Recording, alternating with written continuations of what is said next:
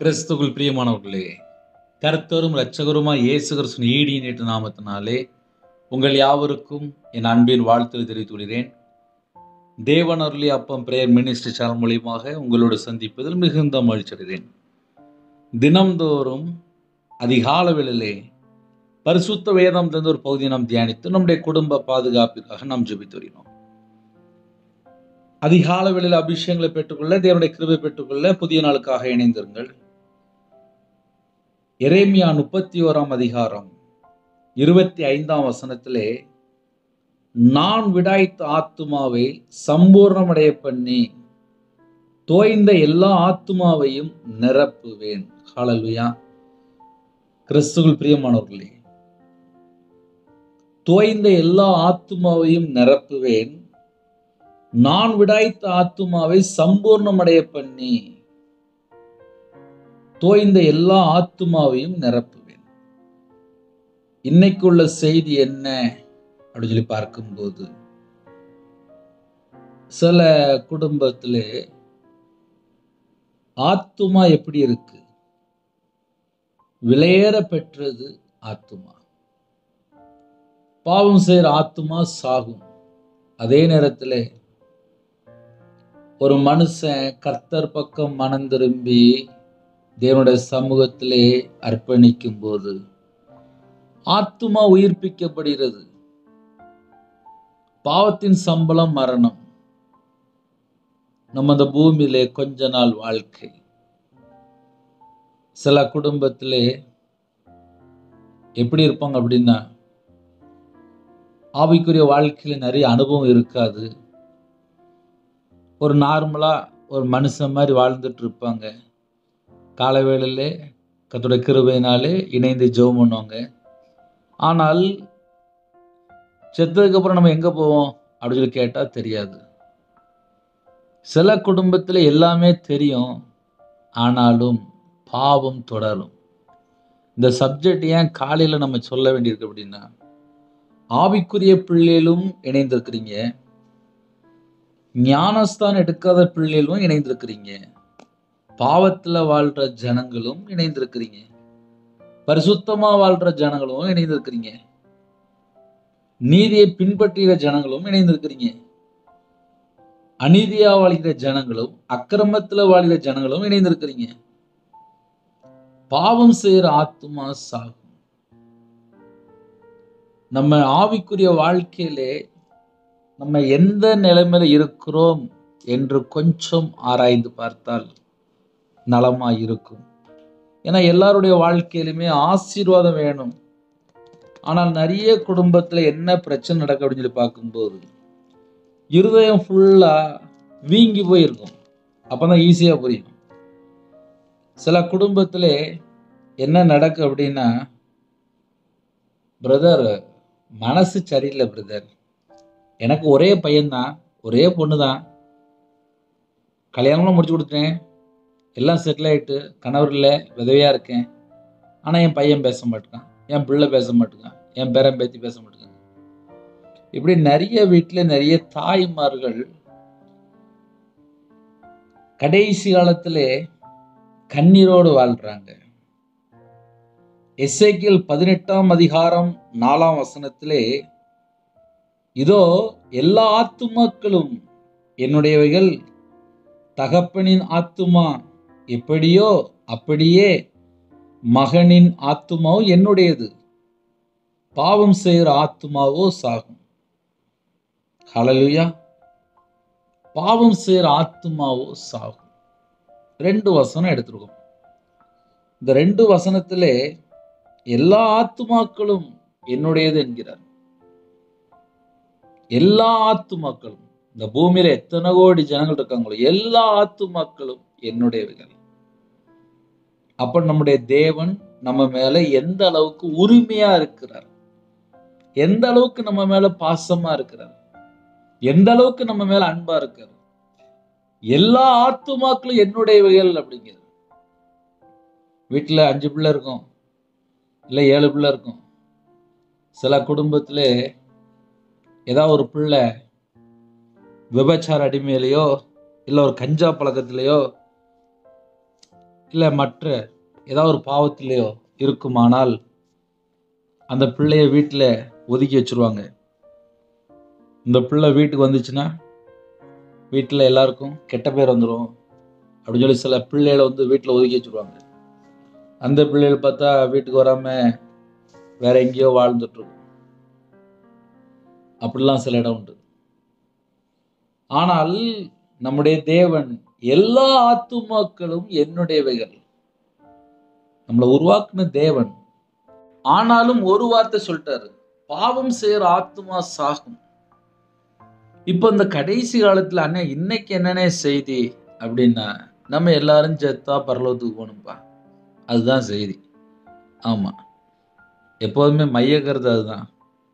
இந்த பூமியில ஒரு 10 வருஷம் 20 வருஷம் 30 வருஷம் 40 வருஷம் சரி கர்த்தருடைய வருகை தாமதமானால் நம்ம இருக்க போறோம்னு வச்சுக்கோங்களேன்.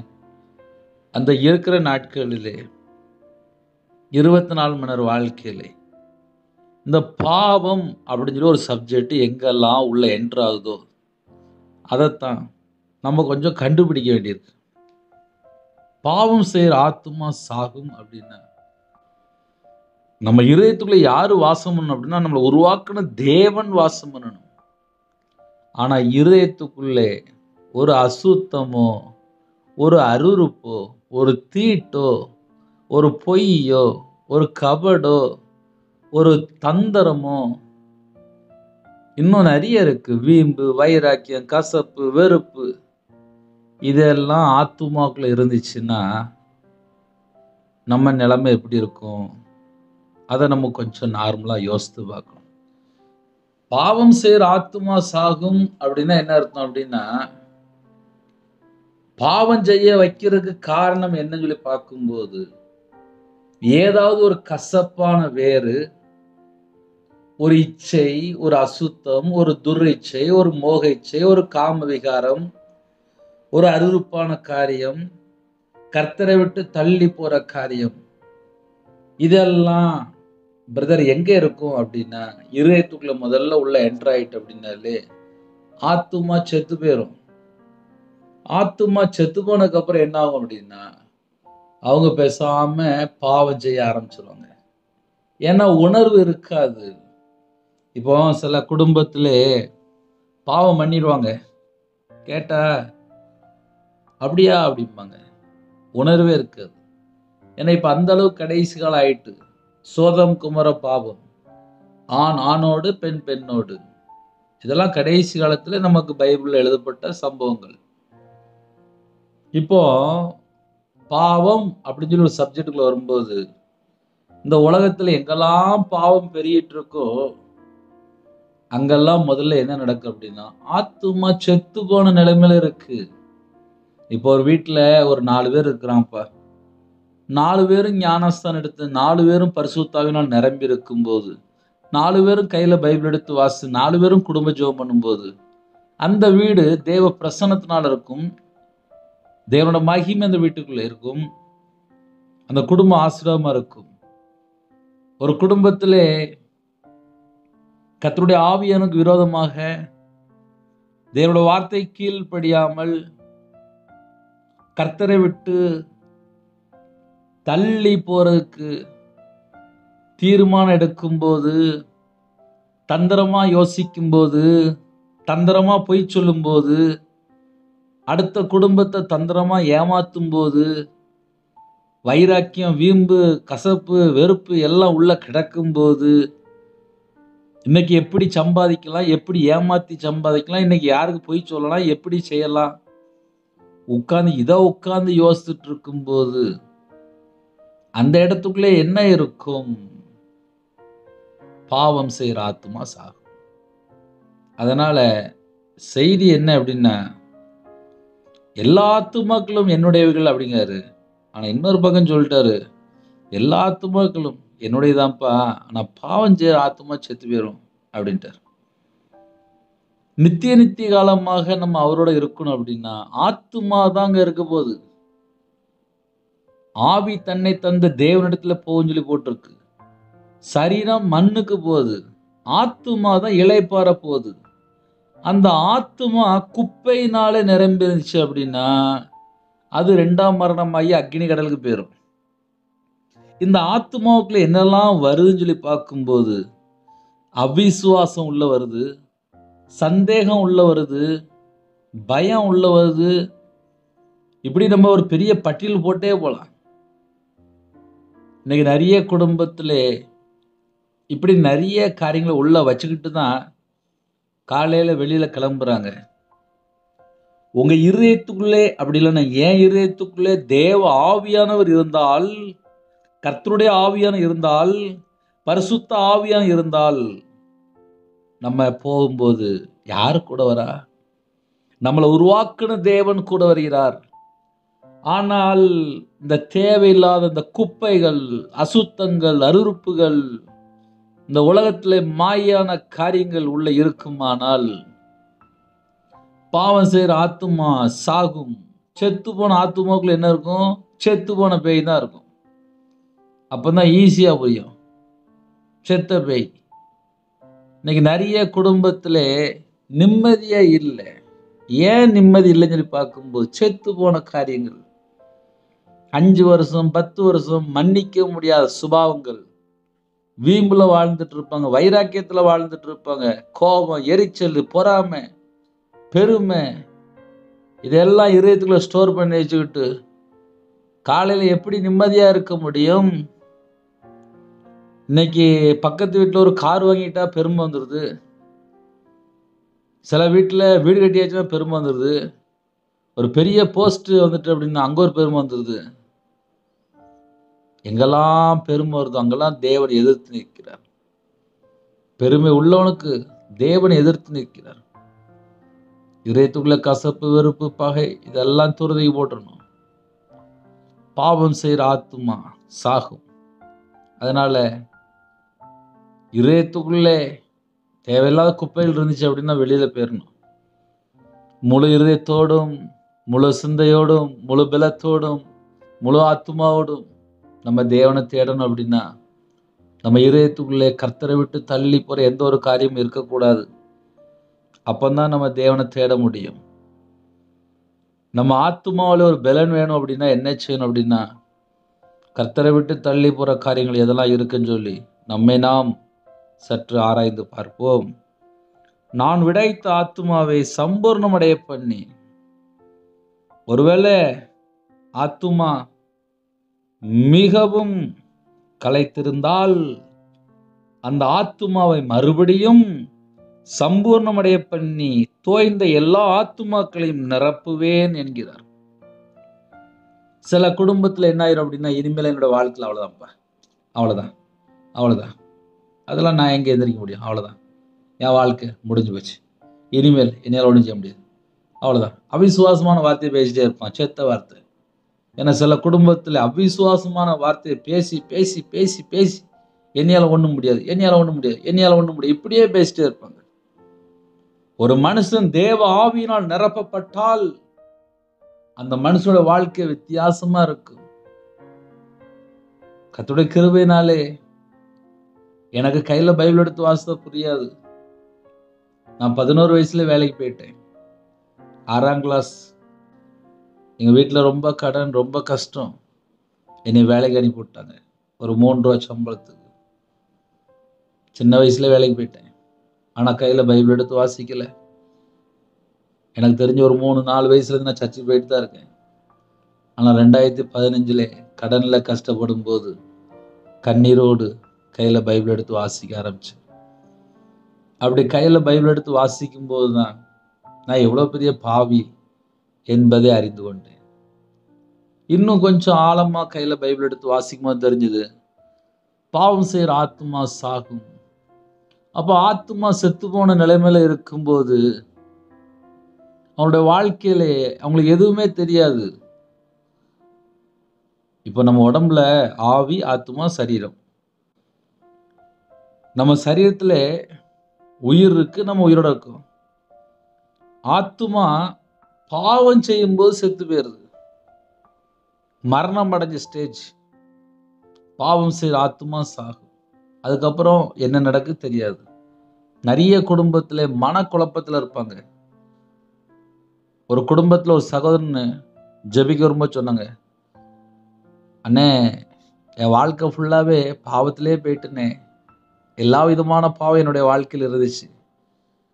நான் 10 வருஷமா வீட்டில் படுத்த படுக்கையாக தான் இருக்கேனே. என் மனைவி தான் வேலைக்கு போகிறா. நான் எல்லா பாவத்திலையும் இருந்தோம்னே அப்படின்னு தானே சொன்னாங்க. உணர்வு வருது, ஐயோ இப்படிலாம் நான் இருந்துட்டேனே அப்படின்னு சொல்லி உணர்வு வருது. கொஞ்சம் கொஞ்சமாக உணர்வு வந்து இப்போ வாயை திறந்து சொல்கிறாங்க. என்ன சொல்கிறாங்க? என்னோட வாழ்க்கையில் நான் இப்படிலாம் போயிட்டேனே. அந்த ஆத்மா உயிர்ப்பிக்கும் போது, ஐயோ நான் பாவியா வாழ்ந்தனே, என் பாவத்தை இயேசு சிலுவையில் சுமந்துட்டாரு, அப்பா என்னை மன்னிங்க அப்படின்னு சொல்லி அவருடைய பாதபடியிலே நாம் அர்ப்பணிக்கும் போது, நம்ம இருதயத்துக்குள்ள என்னெல்லாம் இருக்கோ அது எல்லாம் தேவனோட சமூகத்தில் அர்ப்பணிக்கணும். இயேசு ரத்தம் சகல பாவங்களை நீக்கி சுத்திகரிக்கும். நம்ம இருதயம் உயிர்ப்பிக்கப்படணும் அப்படின்னா என்ன செய்யணும்? இன்னைக்கு நிறைய குடும்பத்துல ஆத்துமா செத்து போன நிலைமை. காலைல தூங்கி எந்திரிச்ச உடனே சாப்பிட்டுட்டு கிளம்பிடுவாங்க, சாப்பிடாம கிளம்பிடுவாங்க, எல்லாம் போயிடுவாங்க. செல்போன்ல சார்ஜ் போட்டுருவாங்க, எல்லாம் கரெக்டா நடக்கும். ஆனால் வீட்டுல பார்த்தா புருஷன் முன்னாடி பேசாம இருப்பாங்க, பிள்ளைகள் அம்மா அப்பாட்ட பேசாம இருக்கும், வேலைக்கு போற இடத்துல அங்க யார்கிட்டயும் சண்டை போட்டிருப்பாங்க. இருதயம் ஃபுல்லா வேதனையா இருக்கும். இருதயம் ஃபுல்லா வேதனையினால் நிரம்பி இருக்கும். அவங்களுடைய வாழ்க்கையில பார்த்தா ஒரு சிரிப்பு இருக்காது. ஏன்னா இருதயம் ஃபுல்லா துக்கத்தினால நிரம்பி இருக்கும். இன்னைக்கு நிறைய குடும்பத்துல என்ன பிரச்சனை அப்படின்னா, இருதயம் ஃபுல்லா துக்கத்தினால் நிரம்பி இருக்கும். இதுதான் நிறைய குடும்பத்துல நடக்குது. அப்படிப்பட்ட ஜனங்கள் எத்தனையோ ஜனங்கள் இருக்கிறாங்க. கர்த்தர் சொல்கிறார், நான் விடைத்த ஆத்துமாவை சம்பூர்ணமடைய பண்ணி தோய்ந்த எல்லா ஆத்துமாக்களையும் நிரப்புவேன். சில ஆத்துமா சோர்ந்து போன நிலைமையில இருக்கும். ஆத்துமா சோர்ந்து போயிட்டு அப்படின்னாலே அவங்க என்ன செஞ்சாலும் ஒரு டயர்டாவே இருப்பாங்க, என்ன செஞ்சாலும் ஒரு பலவீனமா இருப்பாங்க. ஏன்னா ஆத்துமா சோர்ந்து போயிட்டு. சில ஜெப குறிப்பு வரும்போது சில தாய்மார்கள் சொல்லுவாங்க, என் கணவர் இறந்து 2 மாசம் ஆச்சு, என் கணவர் இறந்து இப்போ 3 மாசம் ஆச்சு. அதுக்கப்புறம் அவங்களுடைய வாழ்க்கையில பார்த்த அந்த ஆத்துமாவில் ஒரு சோர்வு. என்னோட வாழ்க்கையில எல்லாமே ஃபெயிலியர் ஆகும்போது என் ஆத்துமாவில் ஒரு சோர்வு, ஆத்துமா தோய்ந்த நிலைமை. ஏன்னா ஃபெயிலியர் மாடல் ஆயாச்சு, நஷ்டப்பட்டாச்சு, வியாபாரத்துல கடன்ல கஷ்டப்பட்டாச்சு, ஆத்துமா சோர்ந்து போன நிலைமை. அதுக்கப்புறம் பார்த்தா பாஸ்டிங் போட்டு தேவனோட சமூகத்துல அர்ப்பணித்து ஜெபம் பண்ணி கையில பைபிள் எடுத்து வாசித்து தேவனுக்கு பிரியமானபடி வாழ்ந்து கண்ணீரோடு அழுது ஜெபம் பண்ணி, என் பாவத்தெல்லாம் மன்னிச்சிருக்கப்பா, விக்கிரத்துக்கு போய் பணம் கொடுத்துட்டேன், மாந்திரித்து பணம் கொடுத்தேன்னு சொல்லி தேவனோட சமூகத்துல கண்ணீரோடு ஜெபம் பண்ணி அந்த பாவ மன்னிப்பை பெற்றுக்கொள்ளும் போதுதான் அந்த ஆத்மா உயிர்ப்பிக்கப்படுது. இன்னைக்கு சில குடும்பத்திலே தொடர்ந்து பாவம் செஞ்சுட்டே இருக்கும்போது பாவம் செய்கிற ஆத்மா சாகும் என்று எழுதப்பட்டிருக்கு. ஒருவேளை யாராவது பாவத்திலே வாழ்ந்துட்டு இருந்தால் இந்த நாளிலும் மனம் திரும்ப அர்ப்பணிங்க.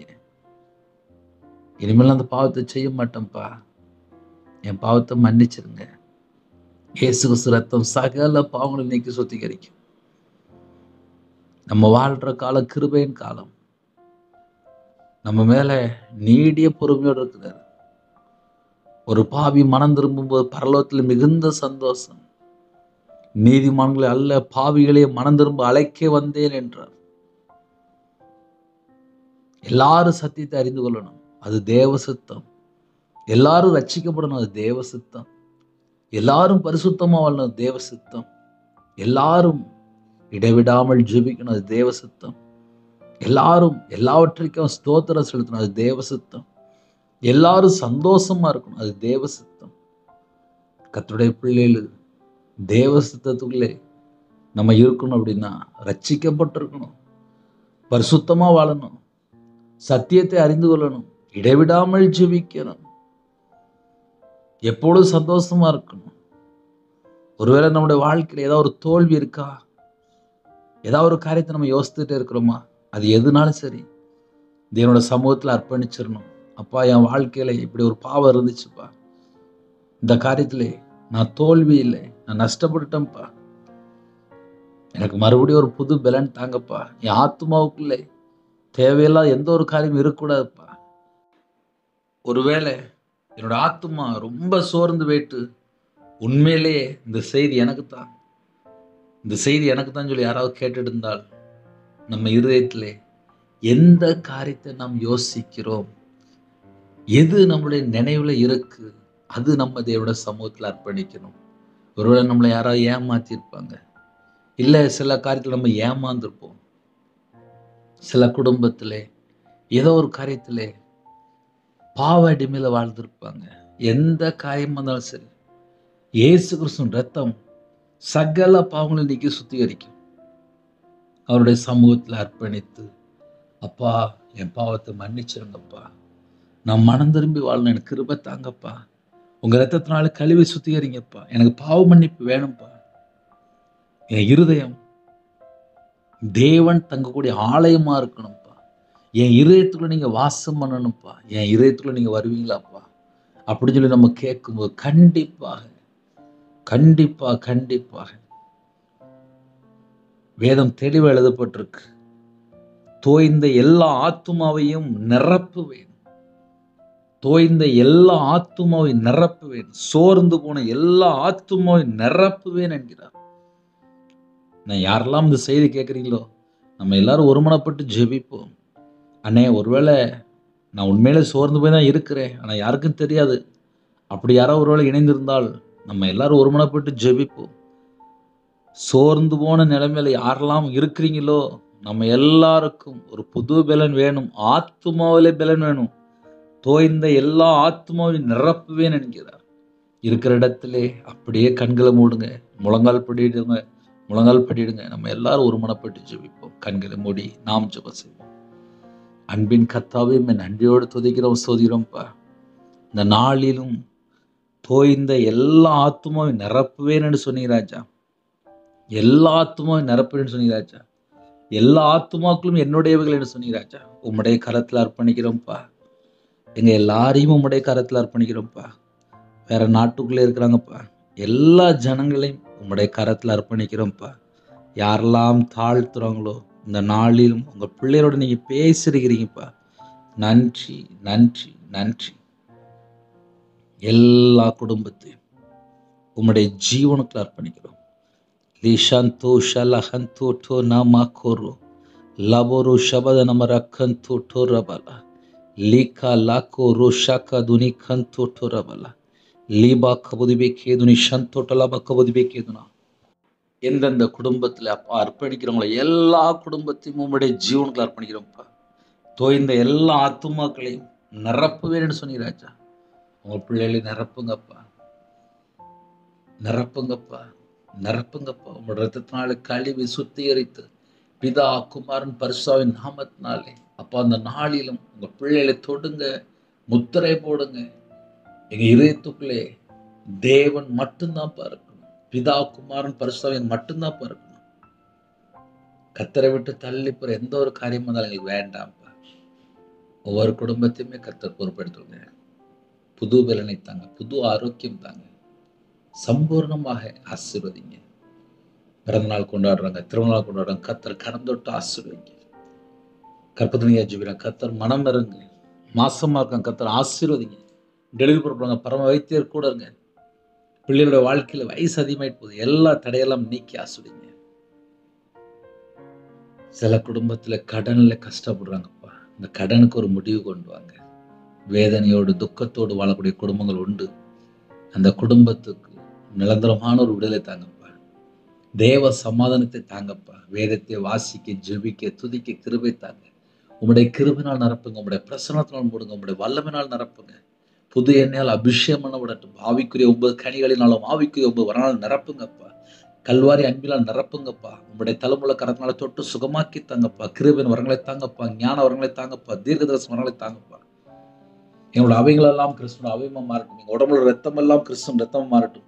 யாரெல்லாம் அர்ப்பணிக்கிறாங்களோ சுயம் சாகட்டும், 4 வார்த்தை சாகட்டும், ஜென்மக்கரி அழிபட்டு ராஜா, மாம்சக்கரி அழிபட்டு ராஜா, இச்சையை மேற்கொள்ள கிருபை தாங்கப்பா. கொழுதுடைய அக்னி எங்கள் உள்ளத்துக்குள்ள பட்டு பிடிட்டுப்பா. பூமியின் மேல் அக்னியை போட அது இப்பொழுதே பற்றி எறிய வேண்டும் என்று விரும்புகிற சொன்ன வசம்படி ஒவ்வொரு குடும்பத்தையும் அக்னினால் நிரப்புங்கப்பா. எல்லா குடும்பத்தையும் கர்த்தர் ஆசீர்வதிங்க.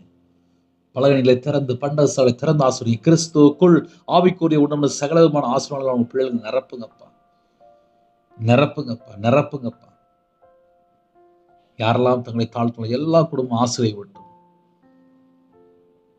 வெளிநாட்டில் இருக்காங்கப்பா, எல்லா குடும்பத்துக்கு ஆசீர்வதிங்க.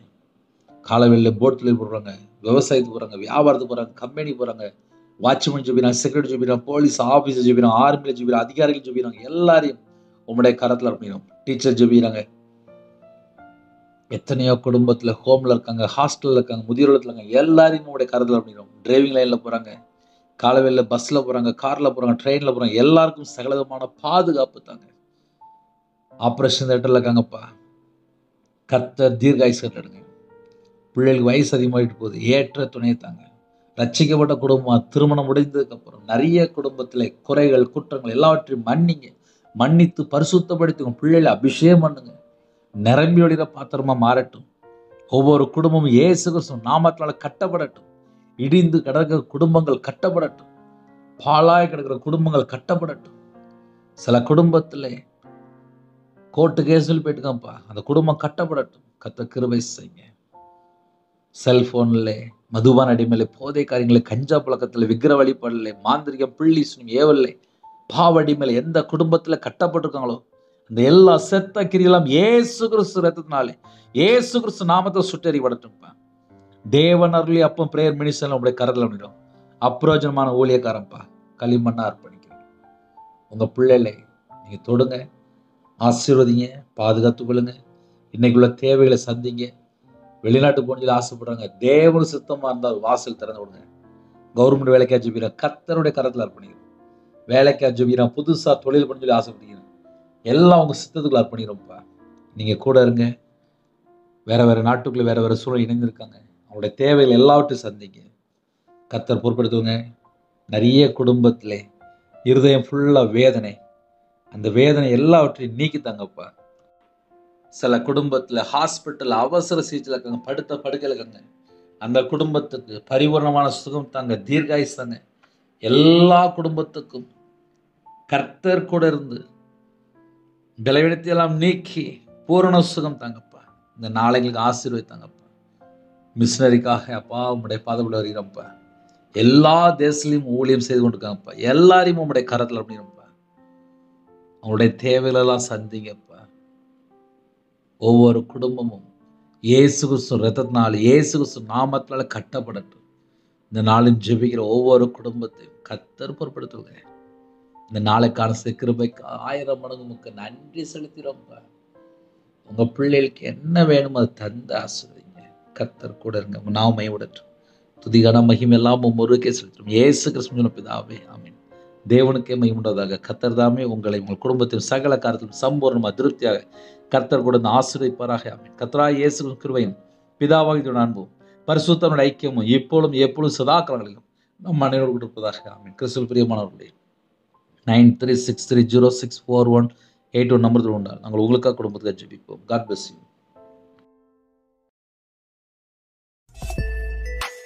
Thanks for watching. Please subscribe our channel. Click the like and share. Click the bell. God bless you.